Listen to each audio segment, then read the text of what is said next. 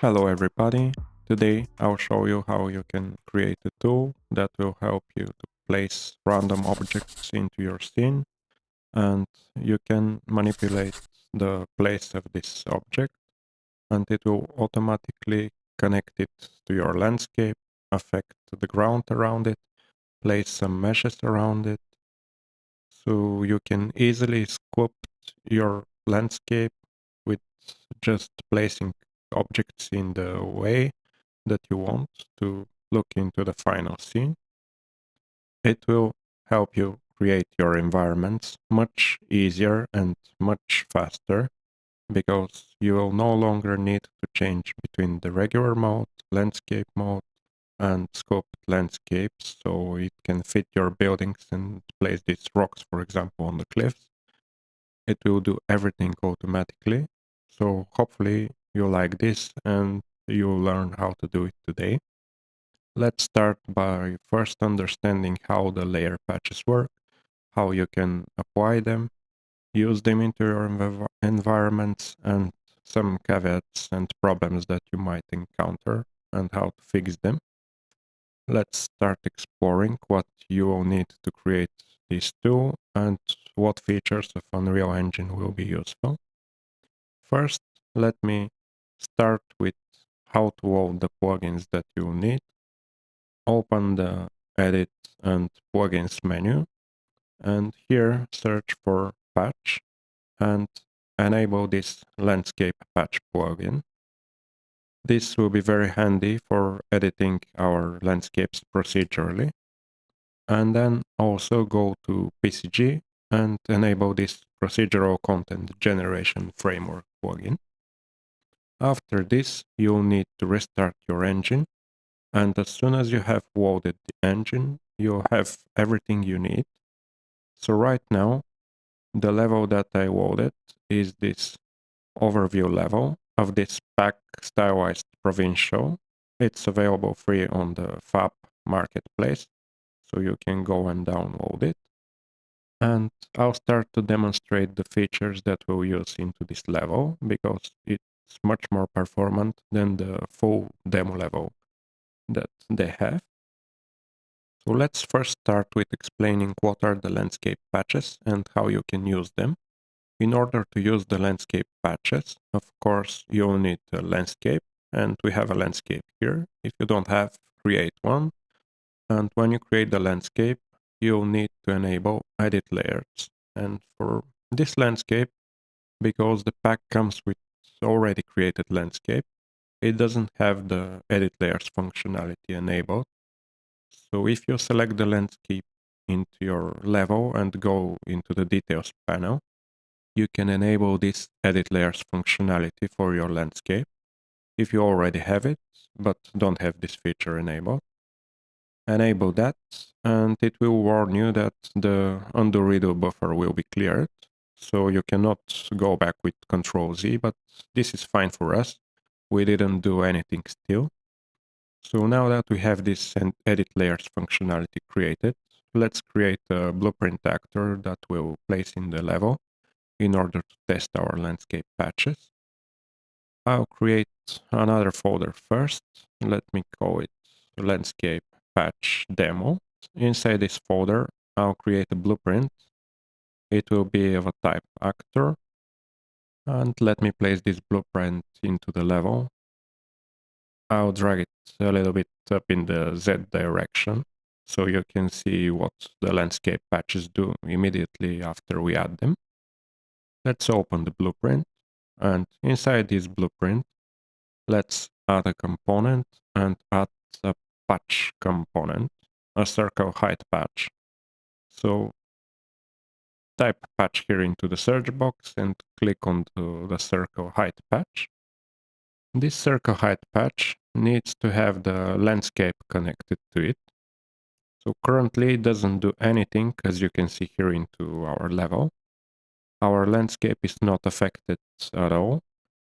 As soon as I choose our landscape here into the landscape field, you select your circle height patch, find the landscape variable, and select your landscape in the level. And it will prompt you to create a patches layer into your landscape.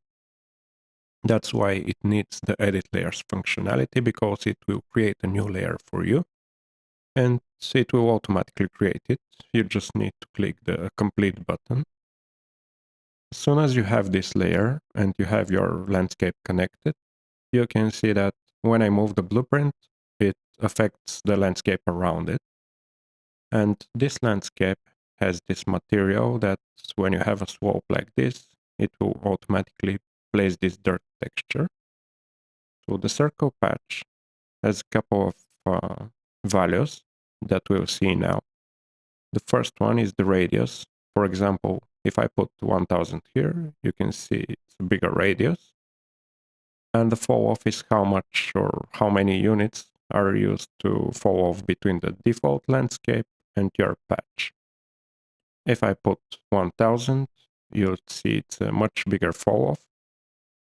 If you scroll a little bit down into the advanced section, you have the option for exclusive radius. If you click that, it will make the radius be calculated from the outside of the area to the inside. Currently, the two radius fields are matching. So let me change the radius a little bit to be more easy to see. Exclusive radius will make it that it will start the fall off from outside to the inside. And if you don't have it clicked, it will start from the end of the circle and go outwards. This is what this exclusive radius checkbox do. Let's see the other type of patch that we can create.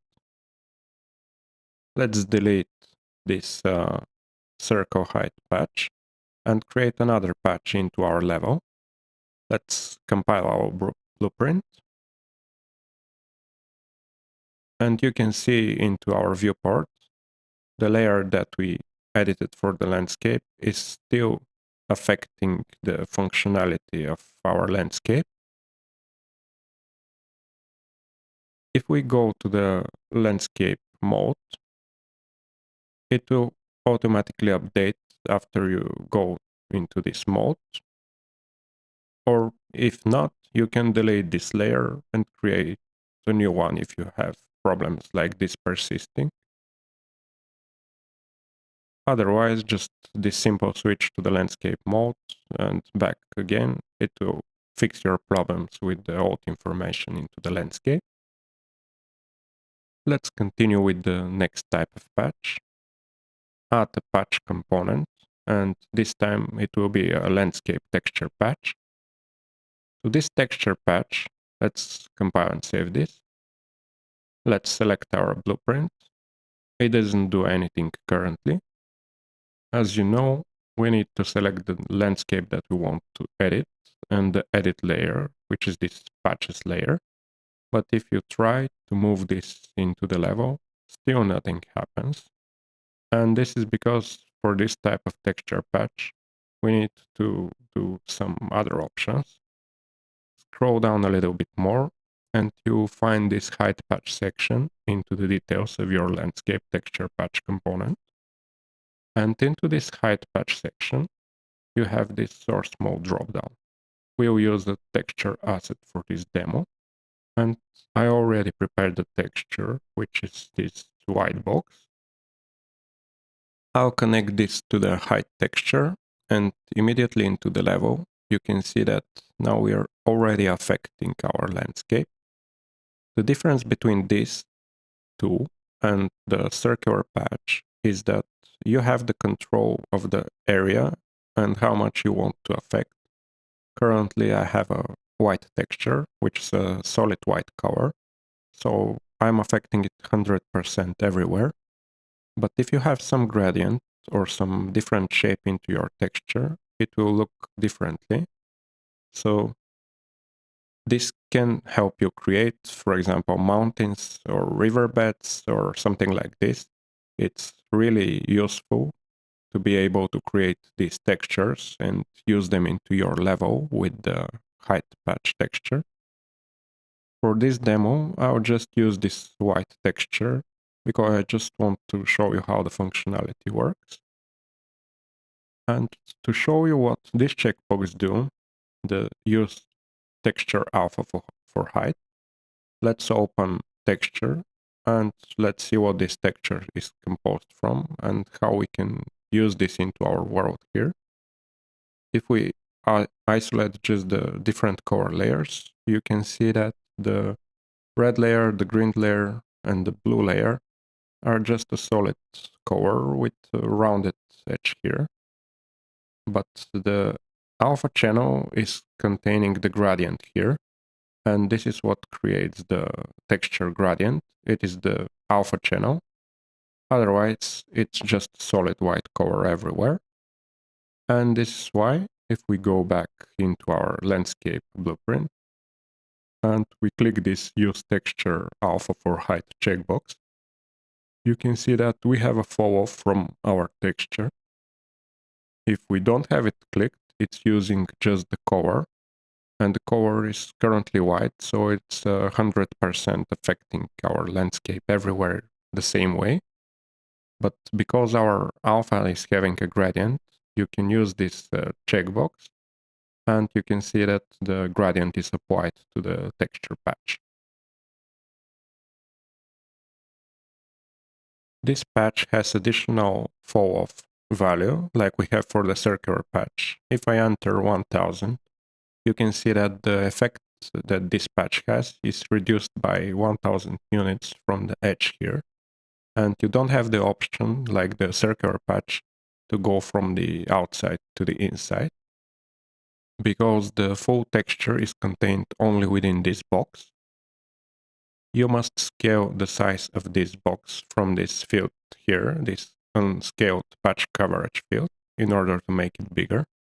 For example, if I want 4000 units for the patch and 1000 units fall off, this means that the patch in the middle is only affecting the area without the 1000 units fall off on both ends. So this fall off is subtracted from all of the sides. This means that this 4000 area is reduced to only 2000 in the middle, because on the left and on the right we are subtracting 1000 units each. And that's why if we enter 2000, you can see that when you subtract 1000 from each side, it's fully covered by the fall off of the two sides. That's why you need to make sure that you use proper size for your patch. Otherwise, it's very similar to the other patch. Let's see what else we can do with this texture patch, because it has some additional functionality.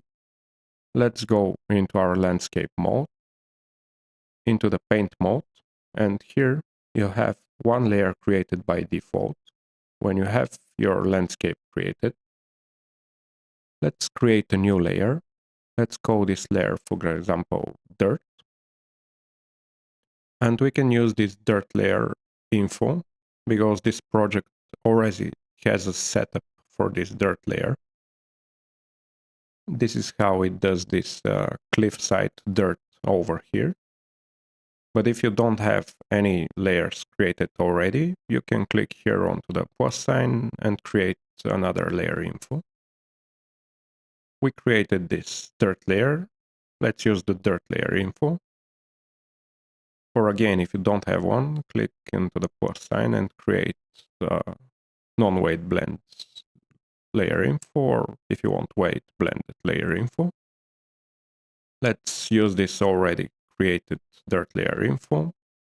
If I have selected the dirt layer, and if I start to paint on my landscape, you can see that my landscape starts to have this dirt effect on it. Let's clear the dirt layer. We don't have any information on the dirt layer whatsoever on the full landscape. And let's go back to our blueprint, which was here into the patch demo folder. Let's select our blueprint. Let's go into our texture patch, scroll down here. We can minimize this height patch section. For now, we will not use it anymore. And you can see this weight patches section. This weight patches section allows you to modify the layer info of your paint layers. So let's add another weight patch here. Let's choose the texture into the default value here.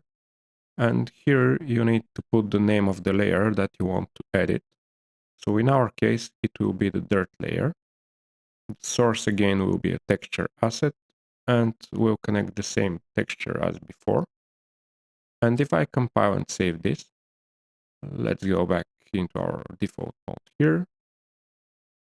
And when I place my blueprint into the level, like this, you can see, let me adjust the size a bit so it's easier to see. Let's put 4000 again here and save this. So you can see that I'm starting to perceive this orange look from the dirt layer that I had. So we can use these layer patches, the texture layer patches, to affect layers into our landscape and also to affect the height of our landscape. So this is very, very useful, as you saw in the demo tool in the beginning, where you can place different objects and make the landscape conform to them. Let's go now into a real level now and see what are some of the problems that you might encounter there. Let's delete this patch that we created, the blueprint for it, and let's go into our main level. So I can show you one problem that you may encounter and how to deal with it. Okay, so now we are into the main level, coming with this pack. And let's find some empty area so we can place our building there. For example, let's do it here. Let's create a new blueprint like we did before. Let's create a blueprint, make it an actor, and call it BP Affect Landscape. So if we open this blueprint and add a circular patch to this circle height patch, let's make it the radius a little bit bigger so it's easier to see. 4000 units. Let's compile and save this. Let's use our landscape into the landscape drop-down, choose our landscape. The edit layer is automatically selected. Compile and save. Go into the level, choose our blueprint and place it into the level. Bring it up and you'll see nothing is happening. And why is that? So something is happening, but in the setup that this demo level has, something is creating a problem for us to use this patch system the same way. If I go away a little bit from this level, we start to see the full level. Let me turn this fog. Well, now, if I select the Affect Landscape blueprint, if I move it a little bit up, you can see that I am affecting the landscape. It's just not affected in the place that I put my blueprint. The problem is with this level is that it uses for the landscape virtual texture maps, and these virtual texture maps are not centered at the proper origin with the level, so they affect the landscape on the proper place that we put these height patches. And the fix for this is to create another component called a landscape patch manager. So here into the add to the project button on the top, search for landscape, and add this landscape patch manager. Set the location of this landscape patch manager to 000. Let's go into our blueprint with the circular height patch, and instead of using this edit layer here, scroll a little bit down and find this patch manager into the advanced section. Choose the patch manager that we just created, which is this patch manager 2.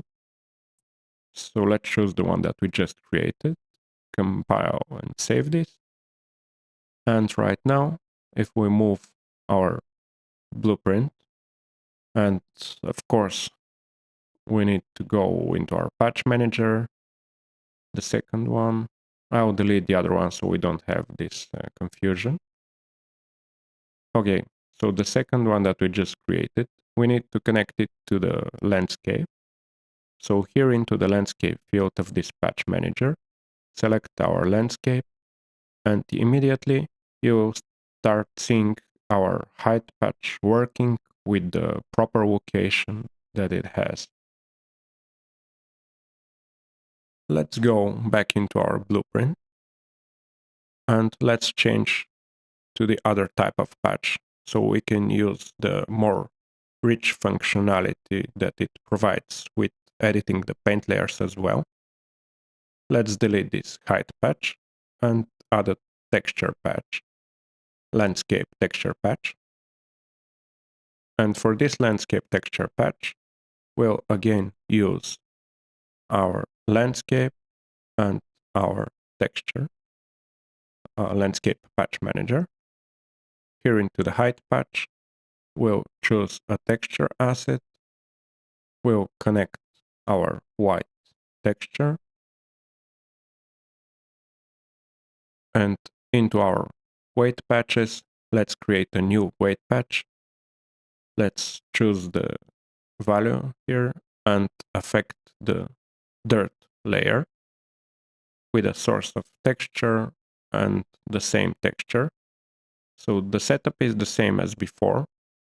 I just want to show you here into the level that's already created with much more functionality and much richer environment, how this patch works. So you can see that this patch affects our landscape properly now. It changes the color of our landscape to this dirt material, but it doesn't remove the grass on top of our patch. So if we go into our landscape mode, we can create a new layer, which we use into the landscape material to remove the vegetation from this area, because we want this dirt area around the buildings to not have any grass or flowers or anything. We just want the dirt like it's placed here around the buildings, but we want it to automatically be done that way. If we go into our landscape mode, the paint section here, you'll see all the layers that we already have. And let's create a new layer. Here into the plus sign button, we'll create a layer. We'll scroll down to the bottom, and this is the new layer that we just created. Let's rename it to remove grass, for example. And for this new layer, we'll create a new weight blended layer here, layer info node. So click here on the plus sign next to the remove grass, create a non-weight blended layer, save this layer info, and it will automatically be connected here now to your remove grass layer. So let's select our landscape, find this material that it has. Let's open this material and its material instance. That's why we need to find the parent of this landscape material. Right here is the master material for the landscape. So I'll use this material again. So if you open the master material, if you scroll a little bit back, you'll find this section here. It is connected to this grass node. All of the type of grass, which is our regular grass, our flowers and our flowers full. They're all placed by this single node. You can only have one of these nodes into the landscape material, so if you find it, you're sure that it's the only one. If you right click and do a sample layer, landscape sample, and type here the name of the layer that we just created, remove grass, then we'll subtract from each of the layers that we already have connected to this node. We'll subtract our remove grass layer and connect it back to this landscape grass node. Let's do it for the second one and copy it again. Last time, subtract our remove grass for the flowers. And let's apply this and save this. And right now, if we go back and change our effect landscape blueprint, here our texture patch,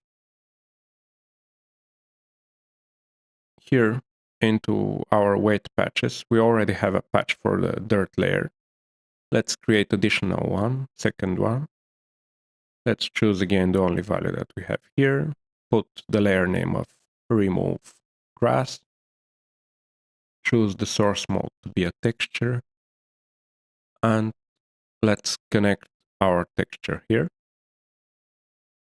Now we have the same texture patch affect our remove grass layer and our dirt layer, and also our height. Let's compile and save this. And if we go back to the level, we should be able now to see that it's removing our grass. Currently, it doesn't work.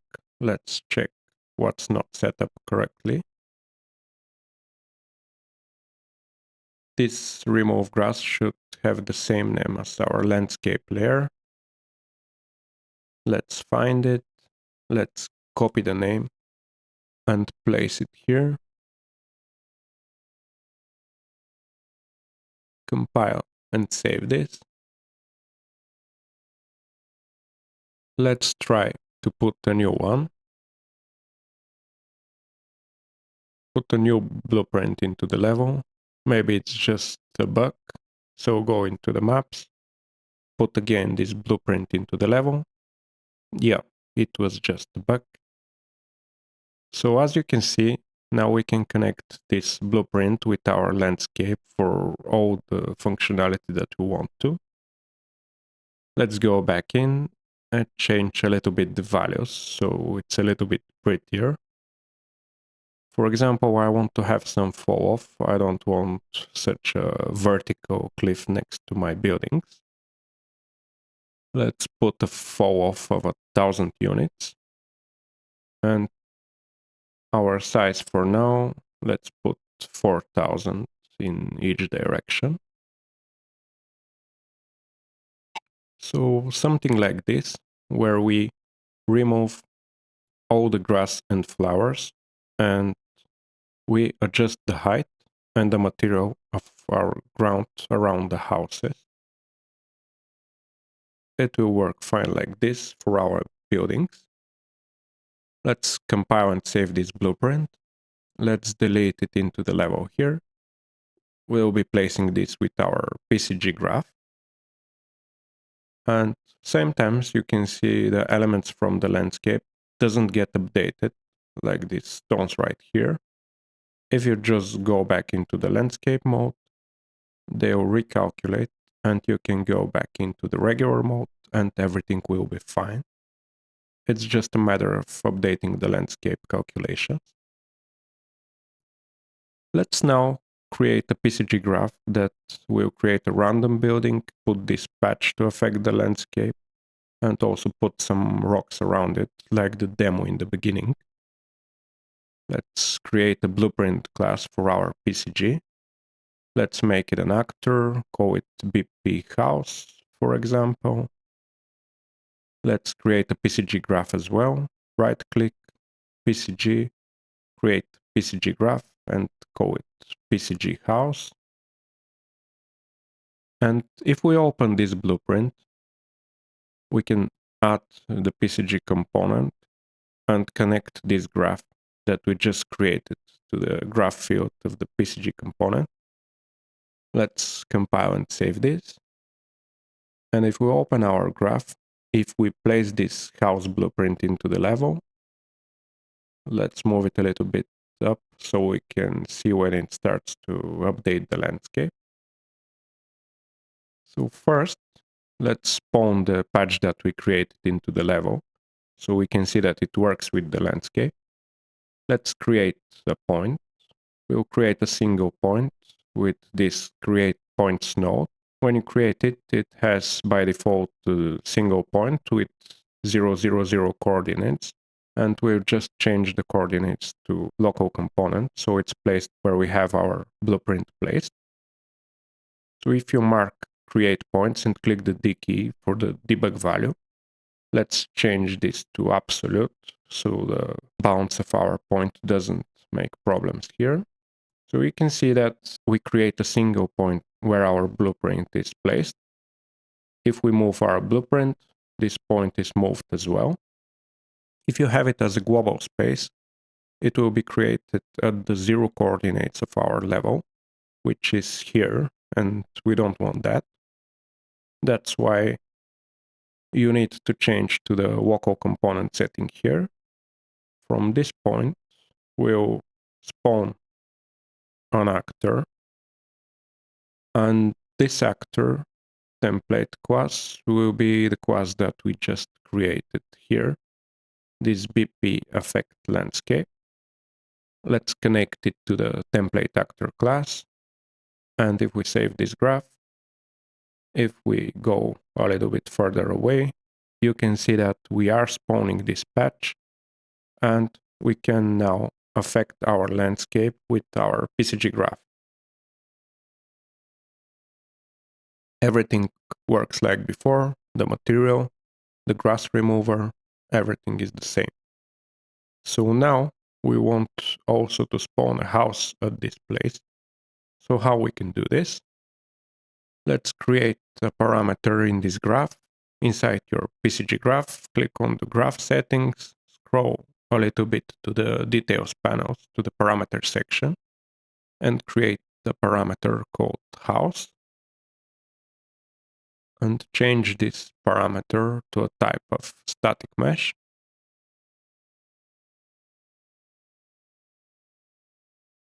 Also, we want to change this to be an array of meshes, because we want to have a random house from a multiple set of different houses.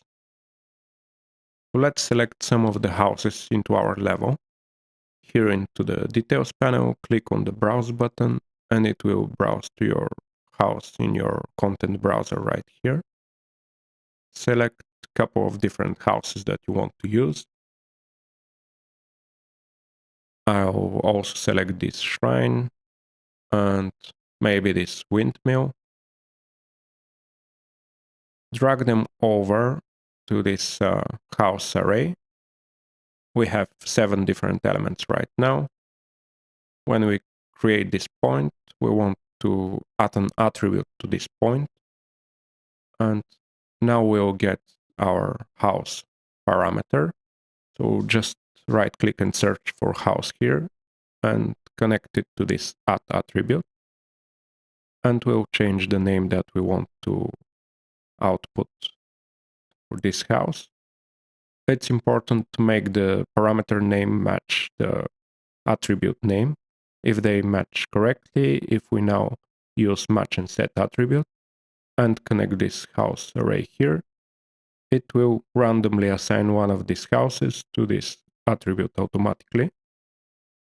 And then we can spawn a static mesh with a static mesh spawner, choose here the type to be selector by attribute, and use our attribute that we just created that contains our random house, which is called house. So for the attribute name, type house here. Now we can save everything. And if we go back into the level, when we move our blueprint, This is the building that we just selected. Let's find the building that we placed with the blueprint. Here it is. So if we move our blueprint, it will select a random house from this array. It will affect the landscape around it. And the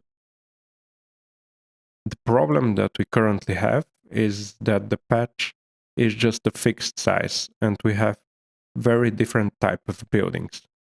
For example, for this shrine, the patch is too big, but for the big house, the patch is too small and it doesn't connect to the site. So how we can edit this information so we can have a proper patch for every object that we have? This is where you can use this spawn actor property overrides right here. So into the blueprint that we created to affect our landscape, we can create two variables, which will be size X and size Y. These variables will be of a type float. And if I compile and save this, let's go to the construction script. Let's put a default value for both of them, 4000, like we had it before. 4000 for size X and 4000 for size Y. And now into our construction script, drag the texture patch, drag out of it and set unscaled coverage. Break the spin and set it to the size X and size Y. Let's compile and save this. Let's expose these values here with this eye icon into our level. If I go back here where my blueprint is placed with the PCG graph, if I found the patch that it's spawning, which is this blueprint effect landscape, I'll search here for the BP underscore effect. So here I have these two values, size X and size Y, and I can change them. For example, 2000 for the size X, 2000 for the size Y. It's a little too much like this. Let's do it 3000. And for this building, it will probably be okay like this. But we don't want to enter these values for each of the houses that we set up in our level. How we can do this automatically? We can do this by, as I told you, using the overrides into our PCG graph to open back the PCG graph for placing the house. And here, before the spawn actor, we want to calculate the bounds of our object, so the size of our objects, and we want to send them to the actor that we'll place with the blueprint to affect the landscape. After we spawn our static mesh, let's drag out of this and do bounce from mesh. This bounce from mesh needs to have the attribute that we want to use the mesh from. So the mesh we want to calculate the bounce from is this house attribute. This will return a value for the bounce of this mesh inside the attributes that we have. And we want to use this value into our spawn actor. Let's spawn this actor from this bounce from mesh instead of the separate graph. And here let's create two actor property overrides. The first one will use our local size, which is related to the bounce. So after we calculate the bounce, this local size will update. Click here onto the plus sign of the source for our override, choose the local size, type .x, and save this override to the size X variable that we created in our blueprint for affecting the landscape.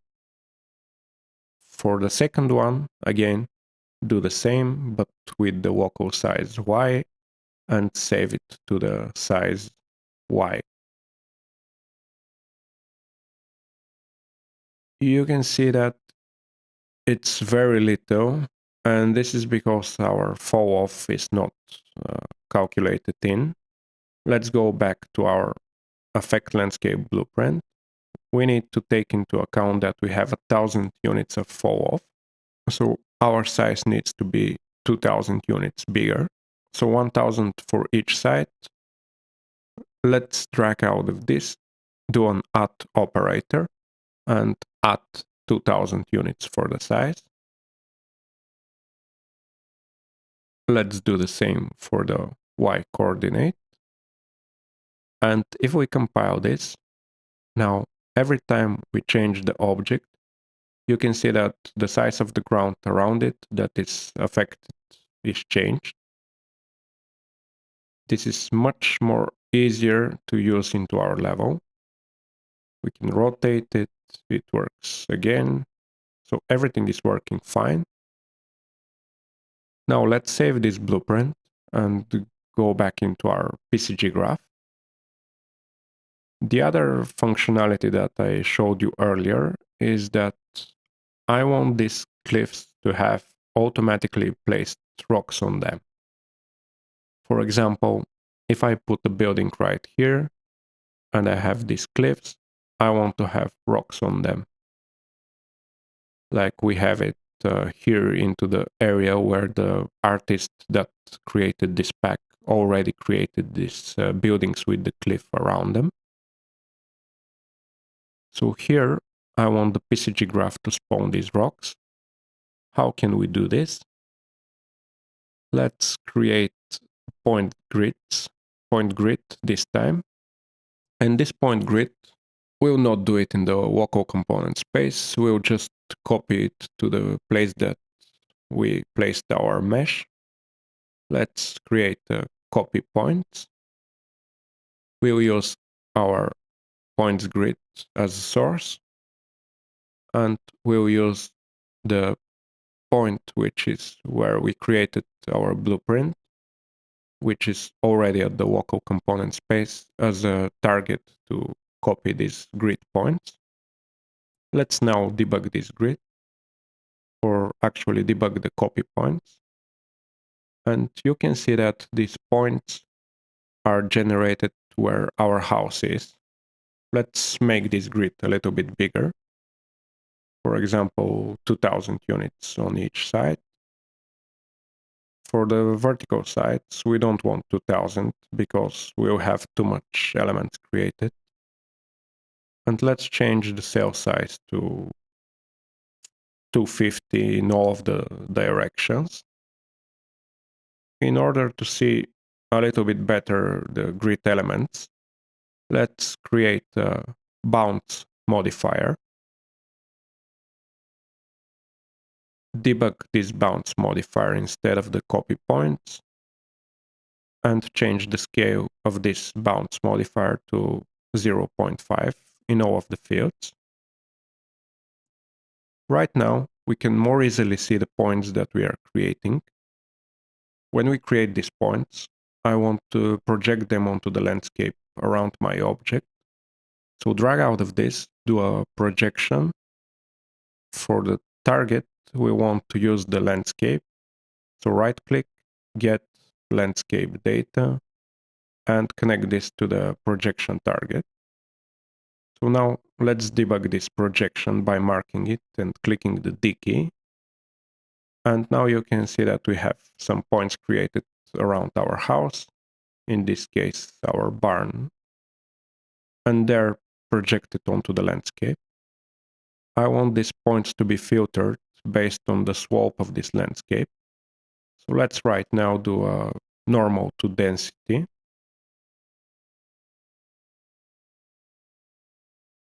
And if you debug it, you'll see that the points that are on a bigger slope, they're marked with a smaller density value. We'll do a density filter. And this density filter, let's debug it. Filter the values from 0 to 0.8, for example. You can see that it only leaves the points on our cliff. After we have the points on our cliff, let's, for example, do an attribute noise or density noise directly, and then density filter.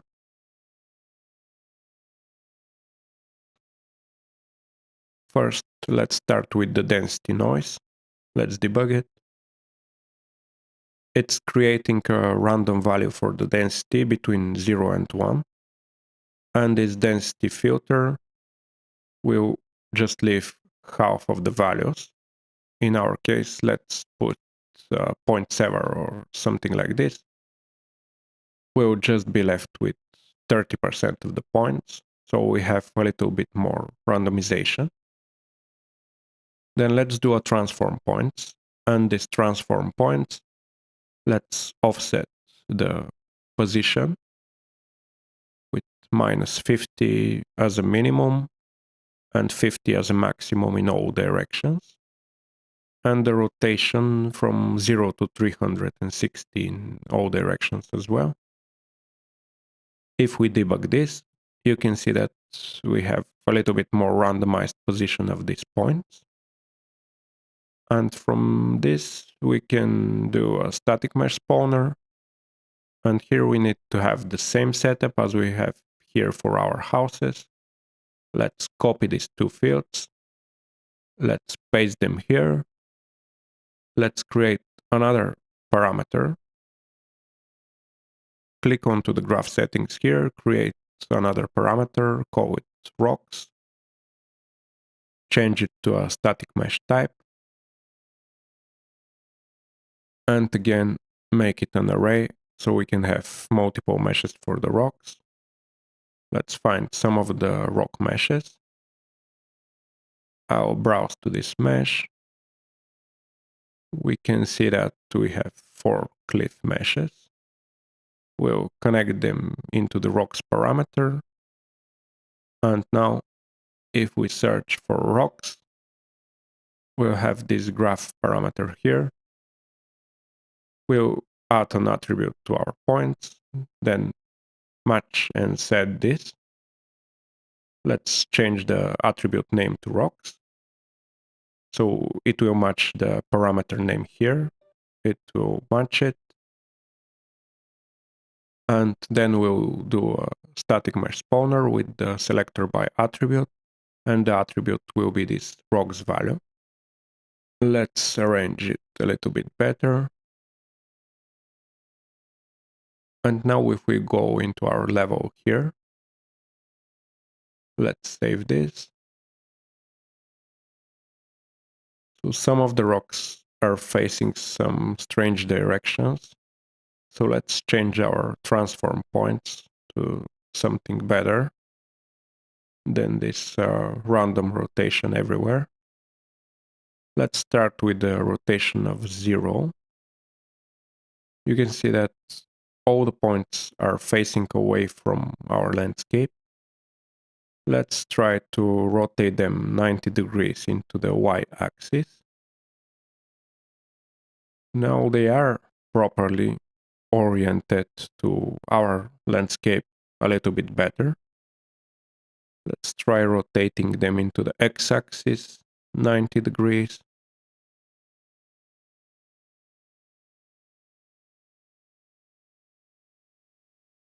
This angle seems more natural for some of the rocks, but something like this with 0 to 90 for the x and z directions and 90 for the y direction. Let's go back into the create points grid and let's add into the z-axis a little bit more of the grid, for example 400. So this will create more points and we can fill our area with a little bit more rocks like this. Or you can change the filtering as well, something like this. But now, when I place a building, if it creates this cliff area around it, it will automatically place rocks next to it. And you can, of course, alt drag to copy this blueprint, move it somewhere else, copy it again, and you can see that every place that you use this blueprint, if it has the need to create this cliff, it will place the rock cliffs automatically. If it don't have this need, it will just place a random house, and every time you'll get a realistic result. So this makes it very easy to populate your level with different objects. Something like this, for example, seems fine to me. And you can see how quickly it was for me to set up this area. You can have a lot more variations with this. You can add trees, or you can add different patches with some of them with different textures. So currently I have just a single rectangular texture. You maybe can have a more detailed texture to have a better variety. And you can edit some other layers, for example, the layer that adds these flowers around the houses, not just this sand dirt area.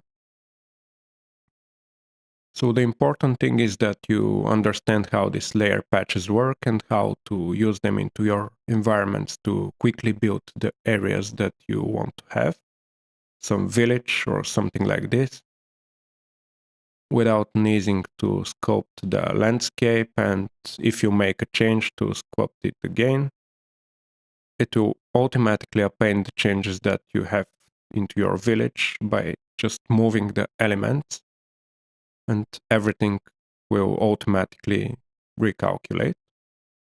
I hope this helps you, and you have some questions, write into the comments. Please like and subscribe for the channel if you want to see more tutorials like this. And you can join the channel, and into the higher levels you can watch the videos earlier, so you can ask your questions earlier. And guys, I'll see you in the next tutorial. Bye.